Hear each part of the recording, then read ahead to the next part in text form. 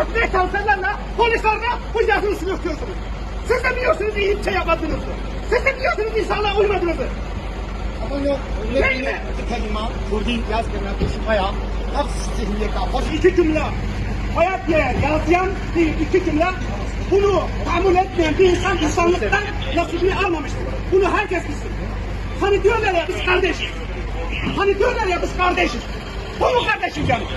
Bu mu kardeşim? İki cümle Kürtçe yazıyı tahammül etmeyen bir zihniyet hiçbir zaman kardeş değiliz. Hiçbir zaman kardeş değiliz. Kardeş olamayız. Bunu herkes bilsin. İşte zihniyet bu da. İşte zihniyet bu. لا تعرفي كل ما جيت بنا تعرفي كل ما جيت بنا كوشيرا تحول لك يعني مثلا أبا نهبي وآخر منطقة الله يشوا تعرفي كم زماني كردي هاتني عسكرين رياض بيايا تعمل لك